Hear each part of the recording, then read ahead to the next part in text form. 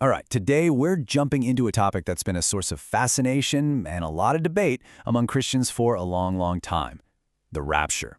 Specifically, when will it happen? That's the big question. It really all boils down to its timing in relation to this prophesied 7-year period of intense global crisis. So you basically have three main schools of thought here. People believe it'll happen before, during, or after this period, which the Bible calls the tribulation. And let me tell you, the debate can get pretty intense. But for our time together today, we're going to focus in on just one of those views, the arguments for what's called pre-tribulationism. And pre-tribulationism is pretty much what it sounds like. Pre meaning before. It's the belief that the rapture, the moment the church is removed from the earth, happens before that 7-year tribulation even kicks off. So in this view, believers are taken to be with the Lord and completely bypass that time of crisis here on earth.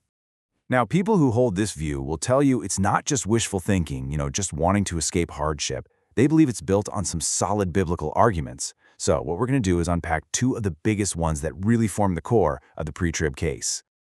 Okay, so the first big argument really comes down to a single question. What is the purpose of the tribulation? The pre-trib view argues that this 7-year period has a very, very specific focus. And that focus, they say, is all about the nation of Israel, not the church. And this whole idea often gets its start way back in the Old Testament, in the book of Jeremiah. There's this prophecy about a time of distress so great there's nothing else like it. But look at the specific name it's given, the time of Jacob's distress. And if you remember from Genesis, Jacob's name was changed to Israel. So for proponents of this view, this is a direct, unmistakable link. This time of trouble is for Israel. And that's just the start. The idea builds from there, leading us to another huge Old Testament prophecy. The case gets even more detailed when we get to the book of Daniel. Daniel lays out what you could almost call a divine timetable, a prophetic clock that is ticking specifically for the nation of Israel.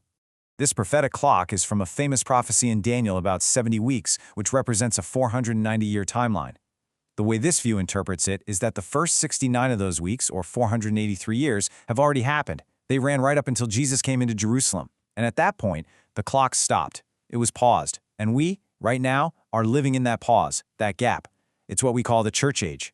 And that means there's still 1 week left on the clock, a final 7-year period, which is the tribulation. And this is really the heart of the argument right here. When the angel Gabriel gave this prophecy to Daniel, he was crystal clear about who it was for. He said it was for your people, Daniel's people, the Jews, and your holy city, Jerusalem. So the conclusion is pretty straightforward. If the whole 490-year prophecy is for Israel, then that last 7-year chunk must be for Israel too. It's all part of their story. So you might be asking, okay, so where is the church in all of this? Well, according to this view, the church isn't in Daniel's prophecy because it was what the New Testament calls a mystery. Now, in the Bible, a mystery isn't like a whodunit novel. It's a truth that God kept under wraps in the Old Testament and then fully revealed in the New. The idea of the church, this incredible body made up of both Jews and Gentiles, was completely new. It just wasn't on the scene when Daniel got this prophecy. Okay, so let's tie this first argument together. The thinking is, if the tribulation is the final 7 years of a timeline given specifically for the nation of Israel, then it doesn't make sense for the church to be a part of it. It just doesn't fit. The argument is that God is working with two distinct groups, Israel and the church, in two distinct ways and on two different timelines. All right, that brings us to the second big argument for a pre-tribulation rapture. And for this one, we're going to shift gears from the Old Testament prophets to the book of Revelation. This argument isn't so much about what's in the text, but what's missing from it. It's what some call the case of the missing church. So check this out. If you read the first 3 chapters of Revelation, you'll see letters written to 7 actual churches. And in those first few chapters, the word church, or ecclesia in the original Greek, shows up 19 times. I mean, it is the absolute focus of everything that's happening. But then, a switch flips. When you get to the part of the book that describes the tribulation on earth, which runs all the way from chapter 4 to chapter 19, how many times is the word church mentioned on earth? 0. Not once. It just vanishes from the story. And that leads to a really powerful question that pre-trib folks ask. If the church is still on earth, going through the worst time in human history, why on earth would the book of Revelation just stop talking about it? It doesn't seem to make sense. They argue that the simplest explanation is the most logical one. The church isn't mentioned on earth because it's not on earth anymore. And it gets even more specific. There's this little detail that's easy to miss but really powerful. In chapters 2 and 3, 7 times we hear the phrase, "He who has an ear, let him hear what the Spirit says to the churches." But then later on, deep in the tribulation in chapter 13, you get an almost identical phrase, but the last part, "to the churches," is dropped. It just says, "If anyone has an ear, let him hear." For those who hold this view, that's no accident. That's a huge clue. And really, it's not just about one missing word. It's the whole idea of the church that seems to fade into the background. You know, the church is this global, multi-ethnic body.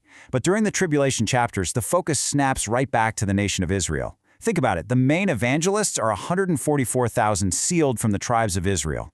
The two main prophets are called the two witnesses, who are Jewish, and Satan's primary target is described as the woman, a symbol that points directly back to Israel. The entire story shifts its focus. So, we've looked at these two major arguments, one based on prophecy and purpose, the other on absence. So what? What's the point? That's the real question, right? How does a theological view like this actually affect how someone lives their life day to day?